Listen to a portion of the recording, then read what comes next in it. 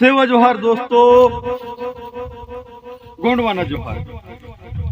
कैसे हैं आप लोग? बहुत खुशी होंगे घर परिवार के साथ, जहां भी होंगे, जैसे भी होंगे। मैं इतना बड़ा व्यक्ति तो नहीं, ज्ञान में, बुद्धि में, विवेक में, हर चीज में बहुत छोटा हूं आपके समक्ष। इस जीवन को मजे के साथ जिए और मजे के साथ जीने के साथ साथ समाज के लिए, इस जल जंगल जमीन के लिए ऐसा कुछ कर जाएं ताकि आने वाला पीढ़ी आपका गुणगान करे कि हमारा फला था, हमारा दादी था, हमारा मामा था, हमारा ताऊ था, वो इस समाज के लिए ऐसा कुछ किया, ऐसा गुणगान करेगा। लेकिन सच्चाई ये है कि इस चराचर जीव जगत में अभी से नहीं, आदिकाल से कितने लोगों ने, कितने पीढ़ियों ने, कितने राजा महाराजाओं ने यहाँ राज किए, जिए और एक दिन उनका अस्तित्व खत्म हुआ। लेकिन जाना माना पहचाना गुणगान उसी का गाया जाता है जिसने इस जल जंगल जमीन के लिए, समाज के लिए, आन बान शान के लिए कुछ किया हो, उसका ही गुणगान किया जाता है। बाकी अगर कोई कुछ नहीं किया, उसको कोई जानता भी नहीं है। एक तरह के एक पैदा लिए और जन्म हुए पशु के समान जी लेता है और मर जाता है, उसका कोई पूछताछ नहीं होता। आज हम जो हमारे महान पूर्वजों का, पुरखों का, राजा महाराजाओं का जन्म दिवस, मृत्यु दिवस और तमाम चीजें मनाते हैं, क्यों मनाते हैं? क्योंकि वो उस लायक काम को कर गए हैं, इसलिए हम मनाते हैं। अगर वो नहीं किए होते तो उन्हें हम मनाते ना जानते। इसलिए जीते जी ऐसा कुछ कर जाएं ताकि आपके नहीं रहने के बाद आपका नाम जिंदा रहे, आपका काम जिंदा रहे। ऐसा दोस्तों मेरा वक्तव्य में कड़ी में, आज मैं छोटे से अनुभव में, छोटे से वक्तव्य में आपके समक्ष एक बहुत ही रहस्यमयी चीज को आपके समक्ष लेके आया हूँ। हमारे लोगों में कहीं ना कहीं किसी भी रूप से आज एक जन जागृति आया है।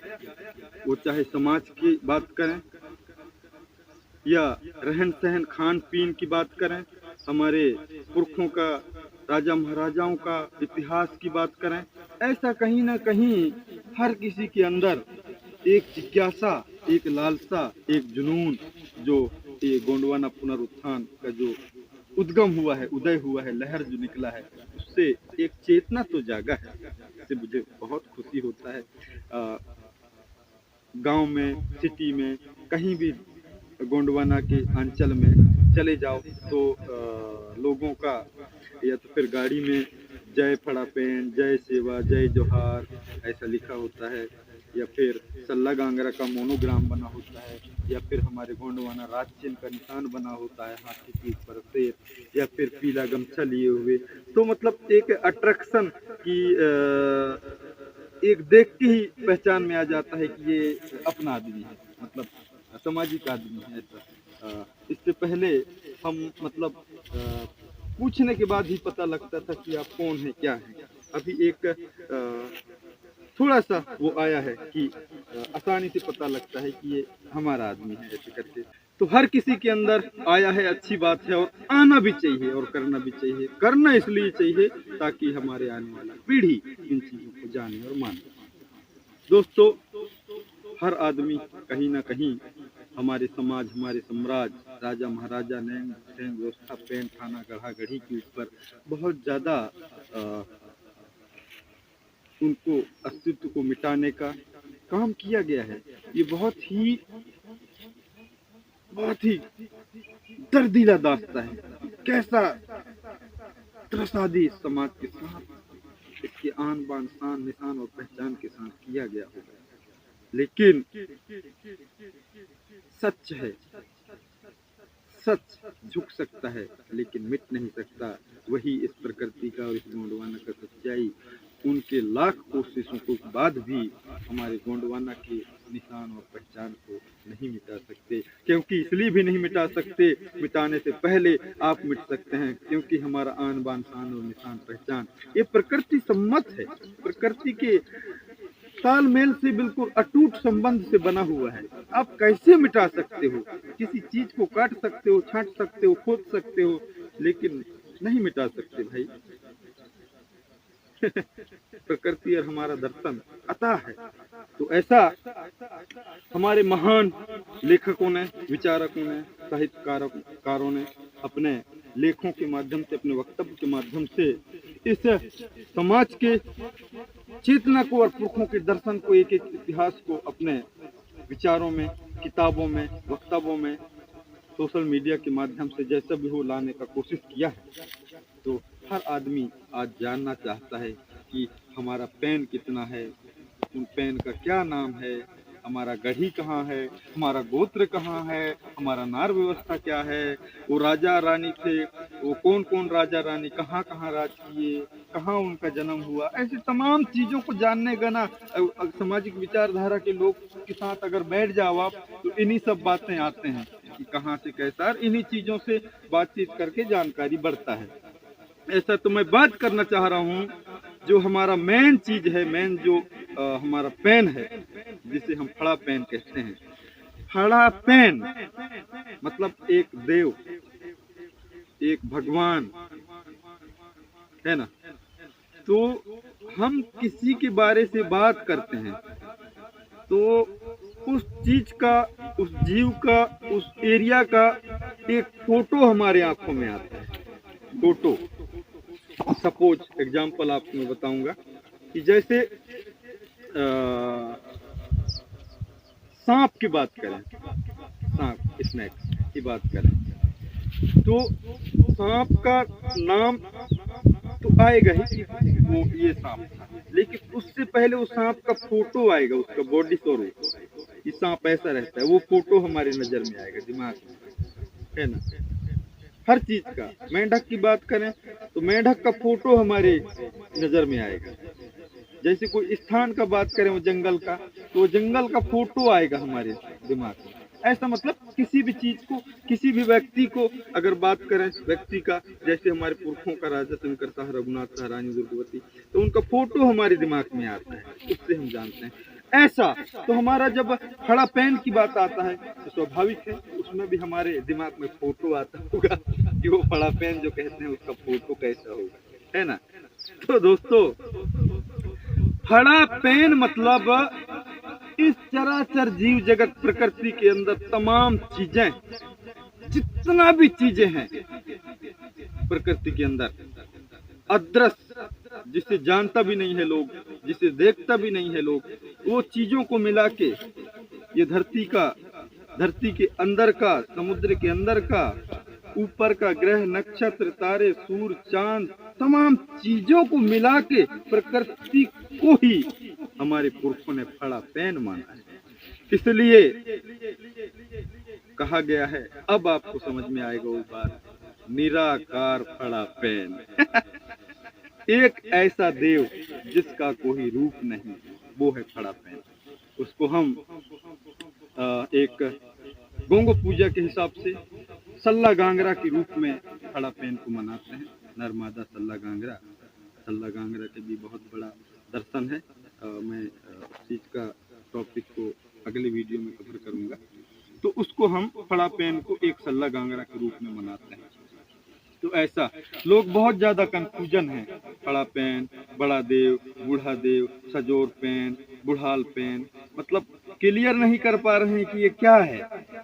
तो फड़ा पेन मतलब ये गोंडी का भाषा है। फड़ा मतलब बड़ा, पेन मतलब देव, फड़ा पेन।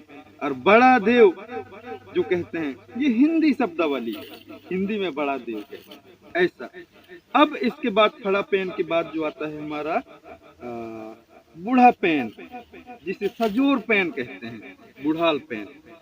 बुढ़ाल पेन मतलब नाम अलग अलग हैं। एक तो कुछ एक हिंदी में नाम हो गए हैं, हिंदी में कुछ परिवर्तित नाम हो गए हैं, अलग अलग नाम हो गए हैं, और कुछ गोंडी में नाम है। तो इनमें कंफ्यूजन होता है लोगों के अंदर, अरे यार फड़ा पेन, सजोर पेन, बुढ़ाल पेन, बड़ा पेन, ये कौन कौन क्या क्या है। तो ये जो मैं फड़ा पेन का क्लियर किया आपको मेरे छोटे से संक्षिप्त विचार में। इसके बाद मैं बताना चाहूंगा बुढ़ाल पेन, सजोर पेन।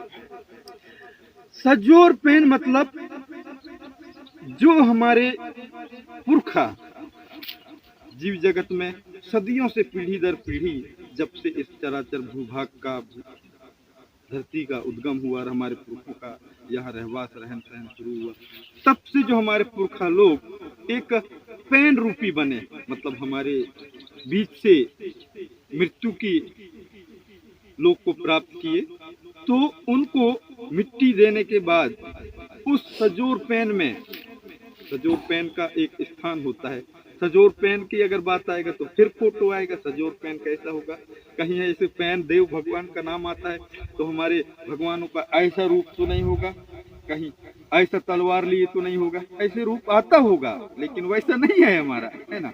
अब सजोर पैन की बात आया तो फोटो आया होगा। तो ये सजोर पैन हमारा जो है, जो हमारे बीच से गुजर जाता है, मृत्यु लोक को प्राप्त करता है, पैनवासी हो जाता है, तो उस पैन को उस साजा के पेड़ के नीचे मिलाते हैं। सारे पुरखा हमारे, सबसे बड़ा अगर हमारे पुरखों का एनर्जी, उनसे ताकत, उनसे आशीर्वाद अगर लेना है तो सजोर पैन से ही हमें मिलेगा। क्योंकि हमारे कितने विद्वानों ने, हमारे ज्ञानियों ने जो इस धरती में जी के बड़े बड़े नाम कमाए हैं, बड़े बड़े काम किए हैं, उनका वहाँ पैन जीवा है। तो उस पैन जीवा में, सजोर पैन में जब भी सजोर पैन गोंगो होता है, पक्का जाएं, साल में एक बार होता है, वहाँ जाएं और पुरखों से कुछ नहीं, आशीर्वाद एक दिल से लें, पुरखों का आशीर्वाद आपको मिलेगा। ऐसा ये सजोर पैन, और जगह जगह के हिसाब से, एरिया एरिया के हिसाब से, जैसे हमारे ये मध्य प्रदेश का एरिया है जिसमें सजोर पैन ही कहते हैं, लेकिन सजोर पैन मतलब साजा के नीचे हमारे पुरखों का रहने वाला सजोर पैन, बुढ़ाल पैन। और इसके बाद कुछ एक जगह, कुछ एक एरिया ऐसा है जहाँ साजा का पेड़ नहीं है, साजा मरा नहीं है। उस जगह में जैसे मैं बात करूँ तो झारखंड एरिया में उधर सरना पैन होता है। चीजों को क्लियर समझेंगे आप, ऐसा लगता है मुझे। वहाँ सरना पैन होता है। सरना पैन मतलब सजोर पैन का ही दूसरा नाम है, वो चीज वही है, नाम अलग है बस। जैसे मेरा नाम धर्मवीर है तो मुझे छोटू भी जानते हैं, लेकिन मैं वही हूँ जो कोई छोटू भी बोल ले या फिर धर्मवीर भी बोल ले या मरकाम बोल ले, मैं वही हूँ। तो ऐसा वहाँ सरना पैन बोलते हैं, क्योंकि वहाँ साजा का पेड़ शायद मैं गया नहीं होंगे, वहाँ है सरई का पेड़, अटाटूट सरई का पेड़ है उधर। तो वहाँ वो लोग अपने पूर्वजों को सरई के पेड़ के नीचे मनाते हैं। ऐसा हमारा दर्शन है दोस्तों। इस दर्शन के पीछे अगर मैं लगातार वक्तव्य देता रहूं तो मेरे अंदर पता नहीं क्यों इस प्रकृति का एनर्जी मुझे मिलता रहता है और मिलता रहे कि मैं बोलूं तो बोलता ही रहूं, ऐसा लगता है। लेकिन वीडियो बहुत लंबा हो जाते हैं और इसलिए मैं चीज़ों को शॉर्ट में और छोटे रूप में आपके समक्ष तोड़ तोड़ के लेके आता रहता हूँ, ताकि वीडियो छोटा हो और आपको देखने में आसानी हो। ऐसा दोस्तों ये हमारे खड़ा पैन, बड़ा देव, सजोर पैन, बुढ़ाल पैन के ऊपर कैसा इनको सर्टिफाइड करना है, क्या है वो, इन चीज़ों को मैं बताने का कोशिश किया। इसके बाद मैं कहना चाहूँगा कि आप इन चीज़ों को जाने, यार इनके बिना हमारा जीना मुझे तो एक पशु समान लगता है। बस दोस्तों इतना ही, आप सभी से विदा लेता हूं।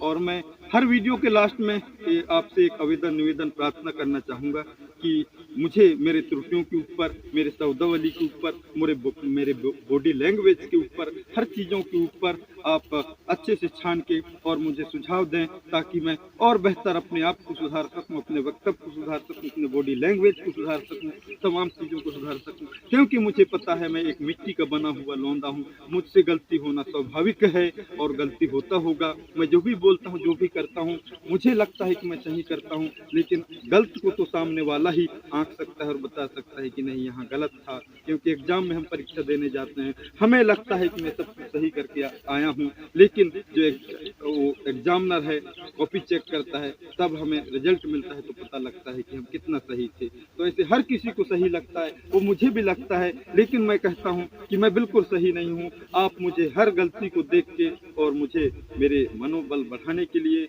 एक एनर्जी रूपी वो सुझाव दें।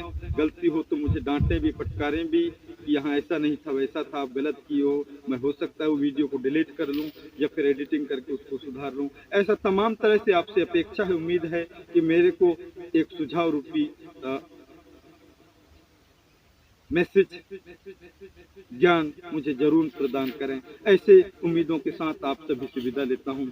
जय सेवा, जय जोहार, जय गौड़।